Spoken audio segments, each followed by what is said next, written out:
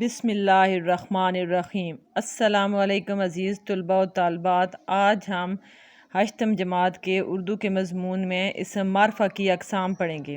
گزشتہ روز ہم نے اسم معرفہ کی اقسام شروع کی تھیں۔ اسم معرفہ کی 4 اقسام ہیں۔ سب سے پہلی ہے اسم علم، وہ ہم نے گزشتہ روز اسم علم اور اس کے آگے سے مزید 5 اقسام ہوتی ہیں وہ ہم نے پڑھ لی تھی۔ آج ہم نے اسم ضمیر، اسم اشارہ، اصول، یہ تینوں بھی اسم معرفہ کی اقسام ہیں، ان کو پڑھیں گے۔ یہ بیٹا آپ کی اردو قواعد و انشاء کی کتاب پر صفحہ نمبر 14 پر شروع ہو رہی ہیں، ٹھیک ہے جی۔ 14 سے لے کر 16 تک یہ جو ہیں تینوں اقسام آپ کو مل جائیں گی، ٹھیک ہے جی۔ تو آج ہم نے پڑھنا ہے سب سے پہلے اسم ضمیر۔ اسم ضمیر بیٹا وہ اسم ہوتا ہے، وہ لفظ جو کسی اسم کی جگہ استعمال ہو اسے اسم ضمیر کہتے ہیں۔ اسم کیا ہوتا ہے؟ نام، یعنی کسی شخص کے نام کی جگہ جو لفظ استعمال ہوگا اسے کیا کہیں گے؟ اسم ضمیر۔ مثال کے طور پر نیچے پیراگراف دیا گیا ہے، پیراگراف کو دیکھیں تو کیا ہے جی؟ اکبر 7ویں جماعت میں پڑھتا ہے، وہ صبح سویرے اٹھا۔ پیراگراف کے شروع میں اکبر کا نام آیا ہے، اب اکبر کی بات ہو رہی ہے تو آگے پیراگراف میں بار بار اکبر نہیں آ رہا بلکہ اس کے نام کی جگہ کچھ الفاظ استعمال ہو رہے ہیں، جیسے ہے وہ صبح سویرے اٹھا، اس نے منہ ہاتھ دھویا، اس کے والد صاحب نے اسے پڑھنے کے لیے اخبار دیا۔ اب یہ جو الفاظ ہیں یہ دیکھیں، ان کے اوپر جو ہے خط کشید بھی ہوئی ہوئی ہے، لائن لگی ہوئی ہے۔ وہ صبح سویرے اٹھا، وہ کا لفظ اکبر کے نام کی جگہ آیا ہے، ٹھیک ہے۔ تو وہ جو لفظ اسم کی جگہ استعمال ہو اسے اسم ضمیر کہتے ہیں، تو وہ کیا ہو جائے گا؟ اسم ضمیر۔ اس نے منہ ہاتھ دھویا، اب اس کا لفظ بھی اکبر کے نام کی جگہ استعمال ہو رہا ہے، اکبر کی جگہ اس کا گیا ہے، اس نے منہ ہاتھ دھویا، اس بھی اسم ضمیر ہے۔ اس کے والد صاحب نے اسے پڑھنے کے لیے اخبار دیا، اس اور اس سے یہ دونوں بھی اکبر کے نام کی جگہ آئے ہیں، تو اس لیے یہ جو ہیں کیا ہیں؟ اسم ضمیر۔ اسم ضمیر کیوں استعمال ہوتے ہیں؟ دیکھیں، اگر بار بار یہاں اکبر کا لفظ آتا، اکبر صبح سویرے اٹھا، اکبر نے منہ ہاتھ دھویا، اکبر کے والد صاحب نے اکبر کو پڑھنے کے لیے اخبار دیا، تو وہ عبارت بوجھل ہو جاتی ہے۔ تو عبارت کو جو ہے سہل بنانے کے لیے اور جو ہے رواں بنانے کے لیے اس میں اسم ضمیر کو استعمال کیا جاتا ہے، اس سے عبارت میں بھی خوبصورتی بھی پیدا ہوتی ہے، ٹھیک ہے جی۔ ایک دفعہ اکبر کا نام آیا ہے، اکبر کے باقی پورے پیراگراف میں اکبر کے نام کی جگہ اسم ضمیر استعمال ہوا ہے۔ وہ صبح سویرے اٹھا، اس نے منہ ہاتھ دھویا، اس کے والد صاحب نے اسے پڑھنے کے لیے اخبار دیا، وہ، اسے، یہ سب کیا ہیں؟ اسم ضمیر ہیں۔ آگے ایک اور مثال دی گئی ہے، تھوڑی دیر کے بعد اکبر کا دوست اکرم آ گیا، اس نے اکبر سے کہا میں تمہارا انتظار کرنے کے بعد خود تم سے ملنے آ گیا ہوں۔ اب اکبر کے دوست اکرم کی بات ہوئی ہے، ایک دفعہ اکرم کا نام استعمال ہو گیا ہے، آگے کیا گیا؟ اس نے اکبر سے کہا، اس بھی اسم ضمیر ہے، میں تمہارا انتظار کرنے کے بعد خود تم سے ملنے آ گیا ہوں۔ میں کا لفظ اسم ضمیر ہے، تمہارا بھی، تمہارا کس کے لیے استعمال ہوا؟ اکبر کے لیے۔ اکبر اور اکرم کے نام کی جگہ جو الفاظ استعمال ہو رہے ہیں وہ کیا ہیں؟ اسم ضمیر۔ میں اکرم نے اپنے لیے استعمال کیا اور تمہارا اکبر کے لیے۔ میں تمہارا انتظار کرنے کے بعد خود تم سے ملنے آ گیا ہوں، تم بھی کیا ہے؟ اسم ضمیر۔ آج ہم مل جل کر سکول کا کام کریں گے، ہم دونوں کے لیے استعمال ہوئے، تو ہم کیا ہے؟ یہ بھی اسم ضمیر ہے۔ یعنی وہ تمام الفاظ جو کسی کے نام کی جگہ استعمال ہوتے ہیں اسم ضمیر کہلاتے ہیں۔ یہ سب الفاظ اصل ناموں کی جگہ استعمال ہوئے ہیں، اس لیے یہ اسم ضمیر کہلائیں گے۔ یہ وہی مثال اوپر دی گئی کہ اکبر کی جگہ وہ، اس، اسے، تمہارا، اور اکرم کی جگہ میں، اور آخر میں اکبر اور اکرم کی جگہ ہم کا لفظ استعمال ہو گیا ہے۔ یہ سب الفاظ اصل ناموں کی جگہ استعمال ہوئے ہیں، اس لیے یہ اسم ضمیر کہلائیں گے۔ امید ہے آپ کو اسم ضمیر کی سمجھ آ گئی ہوگی کہ اسم ضمیر وہ لفظ ہے جو کسی اسم کی جگہ استعمال ہو، ٹھیک ہے جی۔ آگے اب اس کی اقسام دیکھتے ہیں۔ اسم ضمیر کی بھی 3 اقسام ہیں جی۔ اسم ضمیر غائب۔ اب غائب سے مراد یہ ہے کہ یہ وہ الفاظ ہوں گے جو سامنے موجود شخص نہیں ہوگا اس کے لیے استعمال ہوں گے۔ وہ، اس، ان ایسے ناموں کے لیے استعمال ہوتے ہیں جو سامنے موجود نہ ہوں، انہیں اسم ضمیر غائب کہتے ہیں۔ کہ آپ کسی ایسے شخص کی بات کر رہے ہیں جو آپ کے سامنے موجود نہیں ہیں، اس کے نام کی جگہ آپ جو الفاظ استعمال کریں گے وہ کیا ہوں گے؟ اسم ضمیر غائب۔ مثال کے طور پر آپ کی کلاس میں ایک بچہ پڑھتا ہے احمد، وہ تھوڑی دیر کے لیے کلاس سے باہر گیا ہوا ہے یا وہ اسکول نہیں آیا ایک دن، تو اب آپ احمد کے بارے میں جب بات کریں گے تو کیا کہیں گے؟ احمد اسکول نہیں آیا، اس کی طبیعت خراب ہے، وہ 2 دن چھٹی کرے گا، ان کا گھر بہت دور ہے، ٹھیک ہے جی. اب ہم نے کیا استعمال کیا ہے؟ وہ احمد اسکول نہیں آیا، اس کا گھر بہت دور ہے، وہ 2 دن چھٹی کرے گا. یہ الفاظ احمد کے نام کی جگہ استعمال ہوئے ہیں. اب وہ کیا ہیں؟ اسم ضمیر غائب. احمد سامنے موجود نہیں ہے، اس کی بات کرتے ہوئے جو الفاظ اس کے بارے میں ہم نے استعمال کیے ہیں اس کے نام کی جگہ وہ کیا ہیں؟ اسم ضمیر غائب. اب آگے دیکھیں، اگلے صفحے پر ہے اسم ضمیر حاضر. غائب تھا کہ جو سامنے موجود نہ ہو، اور حاضر وہ ہوتا ہے جو سامنے موجود ہو. ٹھیک ہے جی. اسم ضمیر حاضر ایسے الفاظ کو کہیں گے کہ جو آپ کے سامنے موجود شخص ہے اس سے جب آپ بات کریں گے اور اس کے نام کی جگہ جو آپ الفاظ استعمال کریں گے وہ کیا ہوں گے؟ اسم ضمیر حاضر. تو، تم، آپ ان کے لیے استعمال کیے جاتے ہیں جو سامنے موجود ہوں، انہیں اسم ضمیر حاضر کہتے ہیں. مثلا آپ کی کلاس کے سامنے جو بچہ موجود ہے، آپ کے پاس بیٹھا ہوا ہے آپ کا دوست، آپ جب اس سے بات کر رہے ہوں تو کیا کہتے ہیں؟ تم نے اسکول کا کام کیا ہے، آپ نے اسکول کا کام کیا ہے، آپ کا کام مکمل ہو گیا ہے. ٹھیک ہے.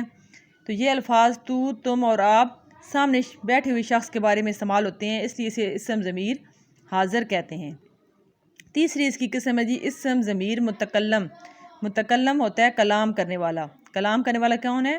کہ جو شخص خود بات کر رہا ہوتا ہے، وہ جب اپنے بارے میں بات کر رہا ہوتا ہے تو جو الفاظ اپنے لیے استعمال کرتا ہے وہ اسم ضمیر متکلم کہلاتے ہیں. وہ ضمیر جو بات کرنے والا شخص اپنے لیے استعمال کرتا ہے، جیسے میں، ہم، انہیں، ہم، اسم ضمیر متکلم کہتے ہیں. ٹھیک ہے جی. ہم بات کر رہے ہوتے ہیں، جس میں نے اب کہہ رہی ہوں کہ ہم نے آج اسم ضمیر پڑھا ہے. ہم کیا ہیں؟ آپ اور میں. ہم جو ہیں مل کر کام کر رہے ہیں تو ہم اسم ضمیر متکلم ہو جائیں گے. میں آج آپ کو اسم معرفہ کی اقسام پڑھا رہی ہوں. تو اب یہ الفاظ میں اور ہم میں بات کر رہی ہوں تو میں اپنے لیے استعمال کر رہی ہوں یہ الفاظ میں، ہم. یہ الفاظ کیا ہوں گے؟ اسم ضمیر متکلم. ٹھیک ہے جی. اسم ضمیر اور اسم ضمیر کی اقسام ہو گئیں. آگے تیسری قسم تھی اسم اشارہ. اشارہ کہتے ہیں کسی چیز کی طرف اشارہ کرنے کو. ٹھیک ہے جی. اسم اشارہ وہ الفاظ جو کسی چیز کی طرف اشارہ کرنے کے لیے استعمال کیے جاتے ہیں. اسم اشارہ وہ اسم ہے جو دور اور نزدیک کی کسی چیز، جگہ یا شخص کی طرف اشارہ کرے، اور جس چیز کی طرف اشارہ کیا جائے اسے مشار الیہ کہتے ہیں. پہلی بات ہے اسم اشارہ کی. اسم اشارہ وہ الفاظ ہیں جو ہم کسی چیز کی طرف اشارہ کرنے کے لیے استعمال کرتے ہیں، اور جس چیز کی طرف اشارہ کیا جاتا ہے اسے کیا کہتے ہیں؟ مشار الیہ. ٹھیک ہے جی. یہ درخت امرود کا ہے. اب یہ کیا ہے؟ درخت کی طرف اشارہ کر رہے ہیں. ٹھیک ہے جی. تو یہ کیا ہے؟ اسم اشارہ. وہ آدمی کمرے سے باہر گیا. وہ اب اشارہ کر رہا ہے مخصوص شخص کی طرف کہ وہ آدمی کمرے سے باہر گیا، تو وہ کیا ہے؟ اسم اشارہ. یہ لڑکی ذہین ہے. یہ لڑکی، یہ کیا ہے؟ یہ بھی لڑکی کی طرف اشارہ کر رہا ہے، یہ بھی کیا ہے؟ اسم اشارہ. یہ اور وہ اسم اشارہ ہیں. ٹھیک ہے جی. جن چیزوں کی طرف اشارہ کر رہے ہیں وہ مشار الیہ ہیں. یہ کس کی طرف اشارہ کر رہا ہے؟ درخت کی طرف. درخت مشار الیہ ہو جائے گا. وہ کس کی طرف اشارہ کر رہا ہے؟ آدمی. آدمی مشار الیہ ہو جائے گا. یہ لڑکی. لڑکی کیا ہے؟ مشار الیہ. ٹھیک ہے. مین چیز ہے ہماری اسم اشارہ. اسم اشارہ کیا ہے؟ کہ جو الفاظ کسی چیز کی طرف اشارہ کرنے کے لیے استعمال ہوں انہیں اسم اشارہ کہتے ہیں، اور جن چیزوں کی طرف اشارہ کیا جا رہا ہے وہ مشار الیہ ہیں. اب اسم اشارہ کی بھی 2 اقسام ہیں، اسم اشارہ قریب اور اسم اشارہ بعید. قریب نزدیک کی چیز کی طرف اشارہ کرنے کے لیے استعمال ہوتے ہیں الفاظ، اور بعید کہتے ہیں دور کو. ٹھیک ہے جی. اسم اشارہ بعید وہ الفاظ جو دور کی چیز کی طرف اشارہ کرنے کے لیے استعمال ہوں انہیں اسم اشارہ بعید. اسم اشارہ قریب جو قریب کی چیز کی طرف اشارہ کرنے کے لیے استعمال ہو. مثلا یہ جو مثالیں دی گئی ہیں، یہ درخت امرود کا ہے. اب پتہ چل رہا ہے کہ یہ نزدیک کی چیز کی طرف اشارہ کر رہے ہیں. وہ آدمی کمرے سے باہر گیا، وہ دور کی چیز کے لیے استعمال ہوتا ہے. وہ آدمی، وہ دور جو آدمی کھڑا ہے وہ کمرے سے باہر گیا. تو یہ اسم اشارہ قریب ہے اور وہ اسم اشارہ بعید ہے. اس کی یہ دیکھیں یہاں انہوں نے کیا مثالیں دی ہیں جی. اسم اشارہ قریب وہ اسم جو کسی نزدیک کی چیز کی طرف اشارہ کرے، مثلا یہ، ان اسم اشارہ قریب ہیں. اور اسم اشارہ بعید وہ اسم جو کسی دور کی چیز کی طرف اشارہ کرے، مثلا وہ، ان. ٹھیک ہے جی. یہ کتاب، اس کتاب، ان اقسام. ٹھیک ہے جی. تو یہ الفاظ کیا ہیں کہ نزدیک کی چیز طرف اشارہ کریں. یہ، ان یہ قریب کی چیز طرف اشارہ کریں، انہیں اسم اشارہ قریب کہیں گے. وہ کتاب اس بچے نے، ان بچوں نے، اب یہ دور کی چیز اشارہ کر رہے ہیں کہ وہ، اس اور ان، تو یہ کیا ہیں؟ اسم اشارہ بعید، ٹھیک ہے جی۔ آگے چوتھی اور آخری قسم ہے ہماری اسم معرفہ کی، اسم موصول۔ اسم موصول وہ اسم ہے کہ جب تک اس کے ساتھ کوئی جملہ نہ ملایا جائے تب تک اس کے معنی پوری طرح سمجھ میں نہیں آتے۔ اسم موصول کو ضمیر موصولہ بھی کہتے ہیں۔ کیا کہہ رہے ہیں کہ یہ ہوتا تو ایک لفظ ہے لیکن اس کے ساتھ جب تک پورا جملہ نہ آئے اس کے مطلب سمجھ نہیں آتے، ٹھیک ہے جی۔ صلہ آگے کیا ہے؟ اسم موصول کے بعد مطلب کو واضح کرنے کے لیے والا جو جملہ آتا ہے اسے صلہ کہتے ہیں۔ جیسے انہوں نے بتایا ہے کہ اسم موصول ایک اسم ہے لیکن اس کے آگے پورا جملہ لگتا ہے، ٹھیک ہے جی۔ تو جو جملہ لگایا جاتا ہے اس کے معنی کو سمجھانے کے لیے وہ کیا ہوتا ہے؟ صلہ۔ آگے جواب صلہ، اسم موصول اور صلہ کے بعد جو دوسرا جملہ بات کو مکمل کرنے کے لیے لایا جاتا ہے وہ جواب صلہ کہلاتا ہے۔ یعنی کہ ایک تو بات کو واضح کرنے کے لیے پہلے جملہ آتا ہے وہ ہوتا ہے صلہ، پھر آگے اس بات کی مزید وضاحت کے لیے جو دوسرا جملہ آتا ہے وہ کیا ہوتا ہے؟ جواب صلہ۔ نیچے مثال دی گئی ہے، جو محنت کرتا ہے کامیاب ہوتا ہے۔ اب محنت کرتا ہے، اس کو جو کو واضح کریں، صرف جو لکھتے ہیں، جو سے سمجھ نہیں آتی، جو محنت کرتا ہے۔ اب بات سمجھے گی کہ جو کس کے لیے کہا گیا کہ جو شخص محنت کرتا ہے کامیاب ہو جاتا ہے۔ اس مثال میں جو کیا ہے؟ اسم موصول ہے، محنت کرتا ہے، یہ پہلے جملے کو واضح، پہلے لفظ کو واضح کر رہا ہے، تو یہ کیا ہے؟ صلہ۔ اور اس جملے کی وضاحت کے لیے کیا ہے؟ جو محنت کرتا ہے اسے کیا ہوتا ہے؟ کامیاب ہو جاتا ہے، ٹھیک ہے جی۔ تو کامیاب ہو جانا کیا ہے؟ جواب صلہ، ٹھیک ہے جی۔ اسم موصول کون کون سے ہوتے ہیں؟ جو کچھ، جو کوئی، جون سا، جنہیں، جون سی، جون سے، جن کا، جنوں، جس، جیسا، جیسی، جیسے، جتنا، جتنے اور جتنی، یہ سب کیا ہیں؟ اسم موصول ہیں۔ ان کی کیا پہچان ہے؟ سارے جیم سے شروع ہو رہے ہیں، لیکن یہ تمام الفاظ دیکھیں، جنوں، صرف جنوں لکھ دیں تو بات سمجھ نہیں آتی۔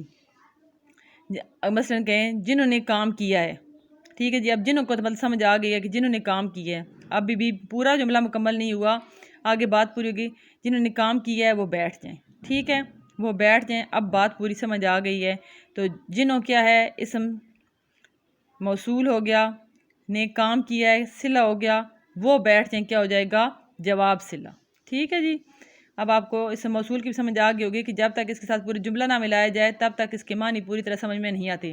ان تمام الفاظ کو بے شک آپ دیکھیں، جیسے، صرف جیسے کہہ کے بات چھوڑ دیں تو بات سمجھ نہیں آتی، آگے جیسے کے آگے پھر بتانا پڑے گا کہ جیسے کیا، جیسے، ٹھیک ہے جی۔ جیسا کرو گے یہ کیا ہو جائے گا؟ آدھا جملہ ہوگا، ویسا بھرو گے، تو پھر کیا ہے؟ تب جملہ پورا ہوتا ہے، جیسا کرو گے ویسا بھرو گے۔ اب جیسا کیا ہوگا؟ اسم موصول، کرو گے صلہ، ویسا بھرو گے، ویسا بھرو گے جواب صلہ۔ آگے سے جو کام کرو گے اس کا صلہ کیا ملے گا؟ ویسا بھرو گے، ٹھیک ہے جی۔